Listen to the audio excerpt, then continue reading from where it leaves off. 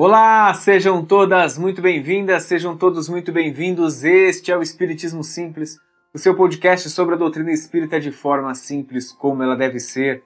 Chegamos em nosso episódio número 177. Hoje nós vamos falar sobre lar e família. Então, vamos estudar?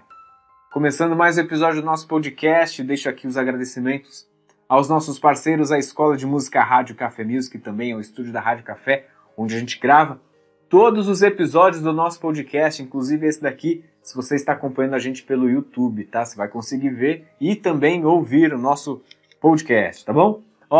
Siga lá o Instagram da Rádio Café no Instagram, @Rádio Café Music, e também o nosso Instagram, como @Espiritismo Simples, tá? Vai lá, dá uma olhadinha nas nossas postagens semanais, tá bom? Estamos no YouTube, como a gente comentou agora há pouco, como podcast Espiritismo Simples. Coloca na busca para você já encontrar o nosso canal, clicar para você se inscrever e aí toda segunda-feira, quando tiver episódio novo, você vai ser notificado, você não vai perder mais nenhum episódio novo, tá? Estamos no TikTok também, como @Espiritismo Simples, bem facinho de achar a gente. Estamos no Spotify, Deezer, Google Podcasts, Amazon Music, para você ter o Espiritismo Simples na sua plataforma preferida, tá bom? Recadinhos dados, então, bora lá! Começar com o nosso episódio, a gente vai falar sobre lar e família. Isso daqui é o que sempre envolve todas as pessoas, né? Porque o que é família? Família é esse ambiente que a gente tem com as pessoas das quais a gente tem certa afinidade. E não necessariamente família é aquela de sangue, ou família é aquela tradicional que se imagina com pai, mãe, os 2 filhos, um cachorro. Não, família é justamente esse ambiente onde você se sente acolhido. O lugar onde você chega, pode tirar todas as suas armaduras, né? Que você pode ser quem você realmente é, quem verdadeiramente você é. E é por isso, no lugar onde a gente pode ser exatamente quem somos, que a gente tira todas as nossas máscaras, que as pessoas que estão ao nosso redor nos conhecem verdadeiramente, é um ambiente de afeto e é também muitas vezes um ambiente de conflitos. E esse episódio a gente vai falar sobre exatamente isso, com uma visão espírita das coisas, com um olhar maior, né, da espiritualidade para esse tema, tá bom? Primeiro ponto de tudo, né, família aí. A gente está falando de pessoas, né, desse ambiente, que são pessoas das quais nós temos de fato que conviver.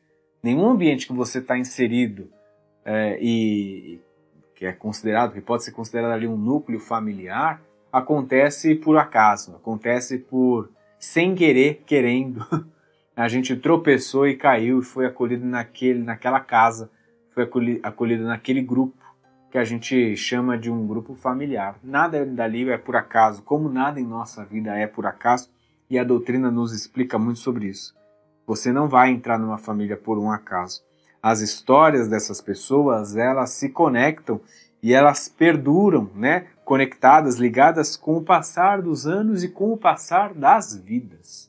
Então, sim, de fato, aquilo que a gente mais escuta, se as pessoas que fazem parte da minha vida hoje já estiveram ligadas a mim em vidas anteriores, é muito provável que sim, tá? A resposta é sim, muito provável que sim. Normalmente a gente vive com os mesmos espíritos por várias experiências para que isso facilite a nossa trajetória ou que a gente também tenha a oportunidade de resgatar débitos de vidas anteriores, né, que ficaram ali pendentes. Por isso que a família, ela é esse ambiente que nem sempre é do mais harmônico possível, né? Porque tem pontos a serem resolvidos, né? Tem caminhos, tem trajetos a serem ajustados, acertados. E tem seus problemas, naturalmente assim. Mas também acontece, e com muito mais frequência, das famílias serem sim felizes, né? Por afinidade justamente desses espíritos aí, que a gente tem que ser inteligente e usar isso a nosso favor, para a nossa própria evolução. Então, é muito mais comum esses ambientes que a gente se dá bem, porque são espíritos afins, são espíritos que a energia de um se afiniza com a energia do outro, e aí naturalmente eles vão ficando próximos, e a espiritualidade pensando, poxa, A vida na Terra, né? A vida no plano material já é tão difícil, já é tão desafiadora, por que não deixar próximas as pessoas que já se conhecem, ainda que não reconheçam que já se conhecem, né? Na nossa vida. Um ambiente de paz dentro de casa, ele nos impulsiona para ambientes de amor fora dela. Uma pessoa que vive com conflitos dentro de casa, naturalmente tem traumas que dificultam as relações amorosas, de trabalho e de amizade. A gente tem muito comum, né, no popular, assim, né, quando você quer perceber melhor como é que é uma pessoa, você olhar para os pais, você olhar para as pessoas com quem essa pessoa conviveu, quem são os avós, quem são os tios, qual era o núcleo que essa pessoa estava inserida. Isso acaba impactando diretamente nessa pessoa, né? Você conhece muito bem uma pessoa olhando pelos pais dela, né? Uma criança, então, numa escola, você consegue perceber muitas vezes o comportamento dela, olhando, né, compreendendo os pais. É assim, exatamente desse jeito? Óbvio que não. Porque todos nós somos espíritos diferentes e isso justifica aquela situação em que uma mãe pega e fala assim, uma mãe que tem 2 filhos, nossa, um filho é tão diferente do outro, o meu primeiro filho, mais velho, foi desse jeito, o mais novo é dessa forma, um é tão mais fácil de lidar, o outro é tão mais difícil, e foi a mesma criação, não mudou nada. Ah, mas aí pode falar que são tempos diferentes, né? Eu era mais jovem quando tive mais velho e um pouco mais velha quando tive mais novo. Então, quando você pega uma situação de gêmeos, né? São irmãos gêmeos, a mesma época, criação da mesmo período ali, a gente está olhando a mesma época. E aí também são comportamentos totalmente diferentes, um mais acolhedor e carinhoso, o outro que não quer saber de ninguém, só quer saber de si, é egoísta, totalmente egoísta. São espíritos diferentes, né? São pessoas diferentes, que têm trajetórias que chegaram até ali juntas, mas diferentes, tá? Contando até uma história, né? Eu soube a história de uma jovem, aí falando desse ambiente, né? Desse lar, da nossa casa, sobre a história de uma jovem que ela não falava com o pai dela há aproximadamente 2 anos, morando debaixo do mesmo teto. O motivo exatamente, né, do porquê que isso tinha acontecido, eu não soube, e também acho que não vale aqui a gente também procurar entrar no mérito disso, mas eu trago essa situação, essa história, porque mexeu comigo de pensar. Eu só ficava imaginando como deve ser o clima dessa casa, né? Qual o clima desse lar? Como que deve ser, energeticamente falando, espiritualmente falando, como que deve ser um ambiente onde reina essa, muitas vezes, indiferença? Porque é isso, é indiferença. Você olhar para a pessoa e não conseguir ter uma conversa, né, como adultos, como seres, como pessoas que reconhecem um outro, que compreende que ele é igual a mim.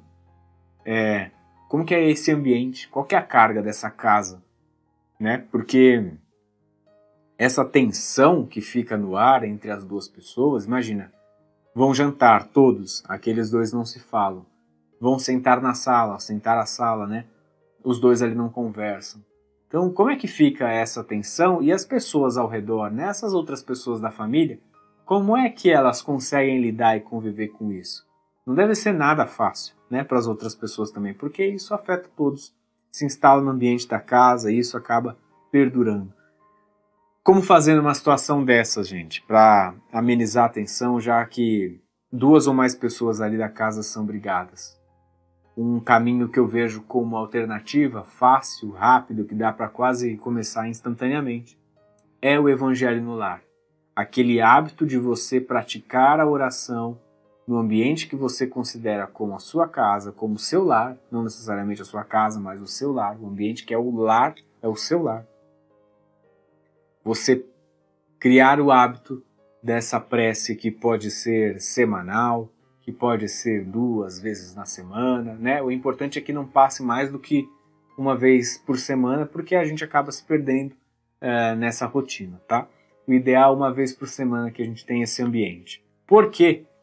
A gente já tem um episódio que fala justamente disso, a gente tem um episódio que mostra no detalhe como fazer o Evangelho no Lar, vai mostrando, só você colocar na busca do nosso podcast, você encontra esse episódio, todas as técnicas, os caminhos, é bem simples, gente. O importante é que venha assim, sempre essa prece do coração e que tenha basicamente um material de estudo que pode ser como um livrinho contém vida, que pode ser o Evangelho segundo o Espiritismo, né? Mas voltando à importância de se fazer o Evangelho no lar, é porque cria-se o hábito, né? Cria-se a rotina da prece naquele ambiente, da energização daquela casa, da proteção espiritual que é criada como se fosse uma bolha que envolve aquela casa, que, Bruno, então se eu começar a fazer nada mais vai acontecer de ruim na minha vida? Não tem nada a ver uma coisa com a outra, mas que você protege espiritualmente a sua casa, você protege. Que você protege as pessoas que participam desse processo e até aquelas que não participam, você protege. Que você consegue, com o apoio da espiritualidade amiga, fluidificar a água daqueles que estão ali presentes participando, que possam beber, você consegue sim, também. Então, isso é como se fosse também a oportunidade de você recarregar a energia espiritual daquela casa. Mas aquelas duas pessoas que brigam não querem participar. Não tem problema algum. Não tem problema algum. Eles serão beneficiados. A espiritualidade, né, ela age até mesmo para aqueles que fecham as portas do seu próprio coração. Porque ela chega, né? É uma lei maior, independe de religiões, independe de crenças necessariamente. É uma questão que está aí para a vida de todos. É a lei. A lei funciona dessa forma, né? Então essa energia vai chegar para todos, tá? Não, a espiritualidade não fica escolhendo. Esse daqui tá toda semana, vai receber mais do que aquele que não vem semana nenhuma para participar do Evangelho no lar, tá? Mas sabe o que é brilhante? É esse poder da espiritualidade que tenta nos ajudar sempre, né? No livro Missionários da Luz tem um capítulo que conta o processo de reencarnação de Segismundo. É um dos capítulos maiores da obra, é um dos mais assim mais ricos em conteúdo, né? Um espírito que ele teve grandes conflitos em vidas anteriores com o pai da família que ele buscava se aproximar.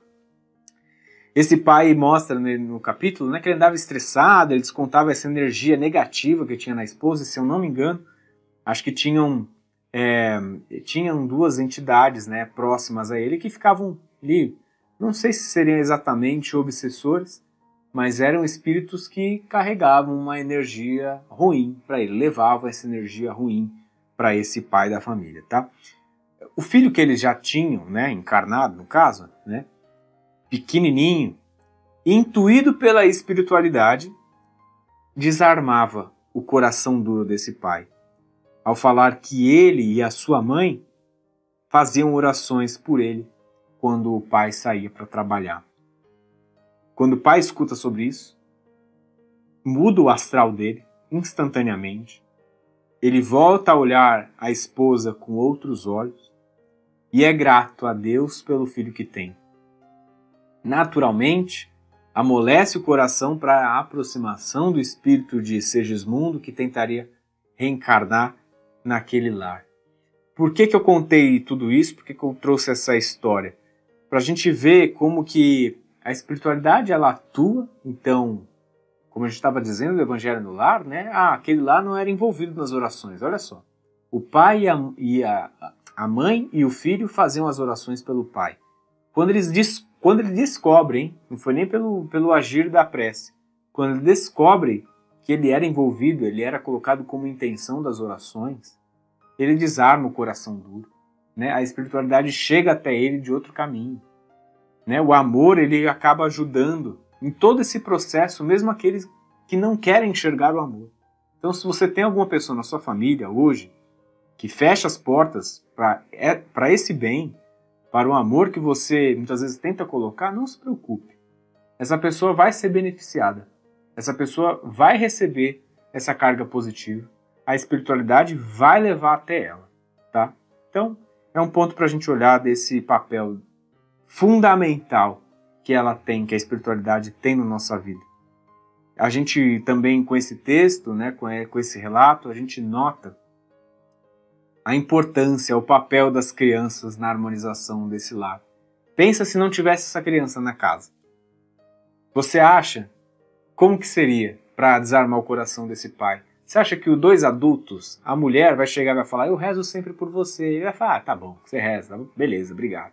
A criança que tem como papel ali, né, que tem como muito ligada a ela, de ser sempre muito verdadeira, muito autêntica, honesta e contar só as verdades, ela quebra todo o clima ruim, né?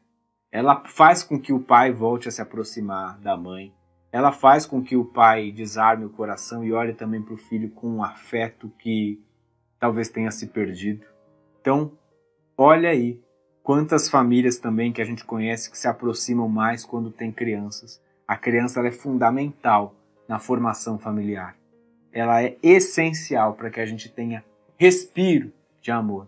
Posso dizer pela minha própria família, né? Há muito tempo, eu já comentei isso, há muito tempo não tínhamos crianças, né? Eu fui praticamente o neto mais novo e, poxa, com 27, quase 28 anos, quando você já está nessa idade, né? Você já deixou de ser criança há muito tempo e a família não tinha crianças.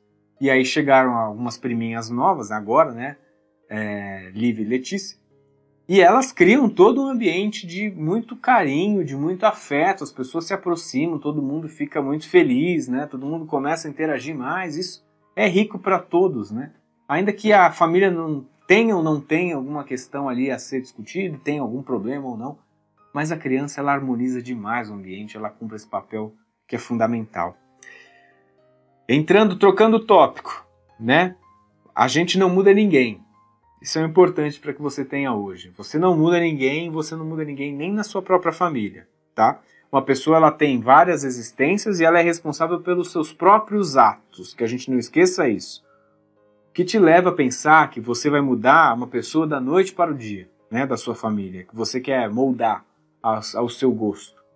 As pessoas elas até de fato mudam, mas a mudança ela é gradual e a gente pode sim incentivar uma pessoa a melhorar. Mas quem muda é ela. Por isso que eu digo, nós não mudamos ninguém. Nós influenciamos, nós incentivamos, nós mostramos caminhos, mas quem caminha é a própria pessoa. A gente não vai fazer com que uma pessoa mude se nós empurrarmos ela para o caminho que a gente acha que é melhor. Às vezes, o nosso caminho é diferente do caminho da pessoa. Às vezes, a pessoa tem obstáculos que a gente já passou, que ela ainda não enfrentou, e ela precisa passar para que ela mude de caminho, tá? Então, tenha calma, incentive, mostre caminhos, não carregue ninguém. Externamente, a gente vai passar todos os nossos recursos que a gente tem a oferecer para que essa pessoa mude, mas a fagulha de mudança está lá dentro dela. O que eu quero dizer, gente?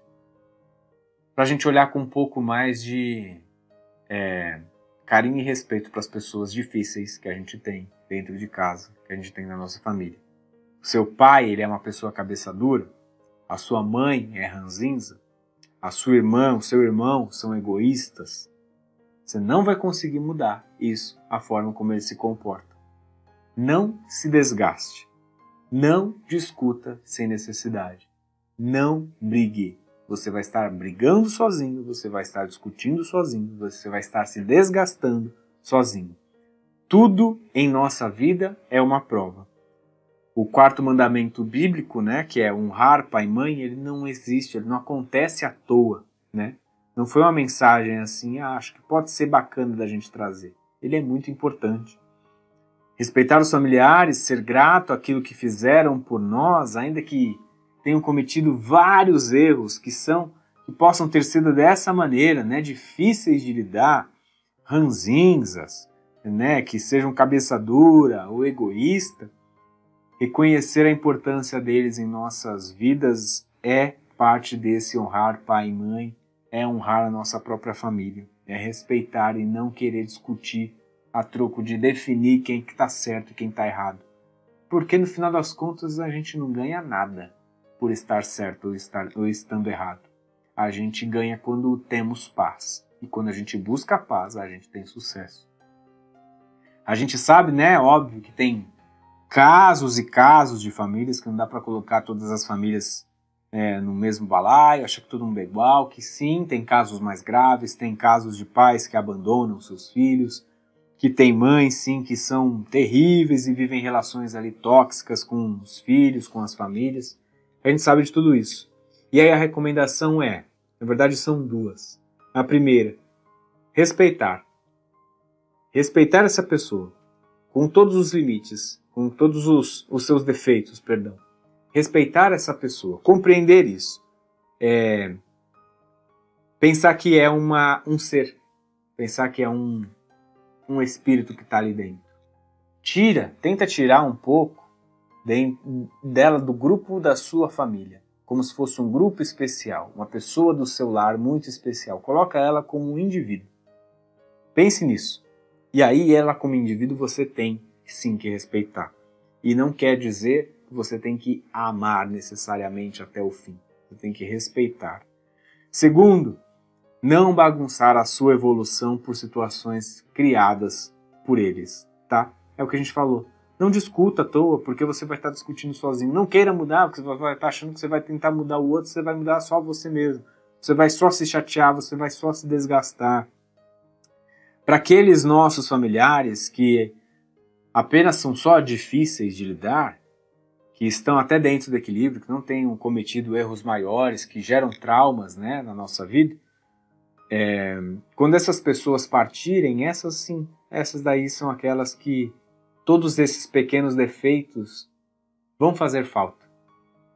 A gente vai olhar para trás e vai falar, puxa, nem era assim tão difícil de lidar.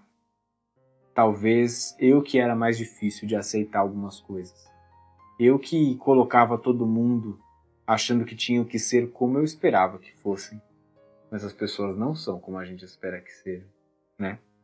Um colega meu do curso espírita, ele comentou na semana passada o quanto que ele aprendeu com o pai dele, acabou desencarnando. Era um senhor muito cabeça dura, pelo que ele estava trazendo os relatos. Quando o pai desencarnou, ele se deu conta da importância que o pai tinha para a vida dele e o quanto ele refletiu sobre as discussões vazias que ele teve com o pai, né? Isso fez ele repensar muito sobre como hoje ele tem atuado, como ele tem agido com o filho dele, né? Veja como como são belas as relações familiares. Vejam aí como aquilo que a gente trouxe há pouco tempo, agora há pouco, né? Toda situação ela é um aprendizado, né? Toda situação traz uma lição para a gente tomar como base para a nossa vida. A forma como ele tinha relação com o pai dele, após o desencarne, fez com que ele pensasse como ele tem agido com o filho. Como que vai ser esse filho? Esse filho já vai pegar isso um pouco melhor. E isso vai melhorar para que ele possa agir com os filhos dele, que serão os netos desse meu colega do curso. E é por isso que a gente fala que a gente caminha num movimento de evolução, porque tende a isso, tende sempre para o bem. As pessoas vão procurar serem melhores. Esse episódio aqui ele vai ao ar, né, um dia depois ali do primeiro turno das eleições municipais, tá? Para situar para aqueles que forem ouvir depois. E aí eu digo, quantas famílias que se afastam por polêmicas políticas que não interferem em quase nada, ou nada na nossa vida. E olha que eu me importo muito pelo tema, me interesso sim por isso, por política, acho que é fundamental, é importante que as pessoas busquem por isso, porque isso mexe com a nossa vida diretamente. Mas a discussão, ela não muda nada na nossa vida, né? A discussão barata do que um fez, falou, o que o outro mandou, aquela mensagem no grupo do WhatsApp da família, né? É isso que não tem valor algum, né? A gente tem a possibilidade de escolher quem a gente quer, mas a gente quer fazer com que o outro, novamente, a gente quer fazer com que o outro mude, até o voto dele, né? Então você não vai mudar essa cabeça, você não vai mudar essa pessoa. Passam as eleições, vocês brigaram, aqueles que você votou em um, o outro votou no outro, nem ganham as eleições, você fica com aquela carinha de gol contra, né? Aquela cara de, e agora? Ter que lidar com essa pessoa porque ela faz parte do meu convívio, faz parte da minha família, e essa pessoa, com todas as suas falhas, é importante para o meu aprendizado, né? Eu faço parte, posso contar do meu lado, eu faço parte de um grupo da minha família que eu não concordo em nada, absolutamente nada com o tema político que eles levantam, que eles apoiam, que eles mandam no grupo ali toda hora, mas eu não me desgasto mais ali para querer discutir. Já me desgastei no passado, Hoje eu já não discuto mais. Eu vejo, absorvo, e até a forma como a gente vai, né, amadurecendo um pouco com esse tipo de coisa. Antigamente me doía muito mais quando eu via um tipo de mensagem dessa. Queria pegar, né, vou atrás da fonte, mandava a fonte da notícia, mostrava que era uma notícia falsa, né, naquela situação, aquelas mensagens que correm em todos os grupos, né, de família quando tem alguém que assim que apoia muito o candidato outro. Me doía muito mais. Hoje já não me dói tanto. Talvez aquele seja um entretenimento para aquela pessoa, talvez aquele seja um tema que hoje faz ela buscar algo diferente na vida, não sei qual é o motivo. Então, hoje eu quero dizer que eu não me desgasto mais e talvez eu passo aqui como um aprendizado que pode te ajudar também. Não vale muito a pena discutir, tá? A gente vai estar entrando nesse período agora, talvez segundos turnos, né, de eleições municipais. Pense aí se já não é uma oportunidade para a gente mudar, pensar diferente, tá? Lembra, você não muda ninguém, tá? E quando a pessoa muda, o mérito dessa mudança é dessa pessoa. Algo ali dentro dela aceitou a mudança para que isso acontecesse. As pessoas da nossa família estão ali para que a gente extraia algo muito melhor dessas pessoas, ainda que muito diferente de nós, tá? E isso aqui não é melhor ou pior.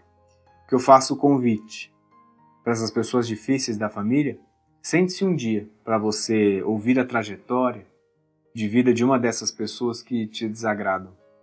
Ou então, se não for ali diretamente com ela, porque pode gerar algum constrangimento, né? Busque saber com alguma pessoa que é próxima dela qual é que foi a trajetória de vida.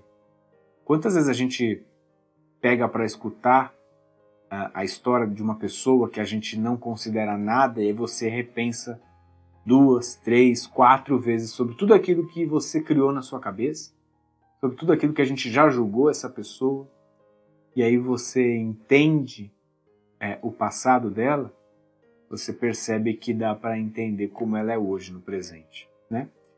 Talvez essa história dela justifique essa pessoa como ela é hoje. Os traumas que ela passou, as quedas que ela teve, as cascas que ela foi criando ao longo da vida, tá? E para praticamente fechar o nosso episódio, trago aqui aquilo que está dentro da nossa capacidade de mexer, de mudança, né? Dentro daquilo que a gente tem a possibilidade de fazer diferente. E é aqui eu trago como uma frase: a mudança de um ambiente pode estar sim com você. A mudança, um clima de um lar pode sim estar dentro de você, porque a gente consegue gerar um ambiente melhor, tá? Então lembra quando você estudava, na época de escola ainda, naquela sala de aula estava uma zona, aquela situação, aquela barulheira, doideira, os alunos gritando, jogando coisas, dando risada alta, a professora ali na frente tentando fazer o trabalho dela. Aí a professora naquela barulheira toda, ela vira e começa a falar assim, baixo, tão baixo, que quase ninguém escuta. Só aqueles alunos que estão ali na frente. E aí vai acontecendo um processo quase de dominó. Os primeiros já pararam, os do meio vão se ligando, os do fundo vão percebendo, e aí a professora, com o tom cada vez mais baixo, todo mundo silencia e a professora consegue passar a mensagem que ela queria ter passado. Na sua família e na sua vida, a mudança pode estar justamente com você, na questão do ambiente, porque quando você muda o seu comportamento, pode perceber que as pessoas observam, né? As pessoas ao seu redor observam e elas também repensam o modo como elas estão agindo e pensando, né? Um exemplo bobinho, né, da sala de aula, que a professora estava no meio daquela barulheira toda, mas ela foi o elemento da mudança. Ela foi a que gerou, né, que ela quebrou o movimento da sala. E todas as outras também começam uma olha para a outra para, a outra para, e isso vai gerando um ambiente mais tranquilo. O que é a oração dentro da nossa casa, né? O que é a prece que a gente faz por aqueles que a gente ama? Não é exatamente isso? Você sair do ciclo da briga, você sair do ciclo da bagunça, e você traz uma carga positiva para aquele ambiente? É exatamente isso. Quebra, interrompe um processo, interrompe uma carga ruim daquela casa. E aí começou com uma pessoa, depois vem com outra, que faz o mesmo, chega uma terceira. É igual o Evangelho no Lar. Já ouvi várias histórias de pessoas, né, que até mandam pra gente no nosso Instagram. Olha, Bruno, minha casa tinha 5 pessoas, falei do Evangelho no Lar, ninguém quis vir comigo, aí eu comecei a fazer o Evangelho sozinho ou sozinha. No outro dia, meu filho mais novo se aproximou de mim e começou a fazer.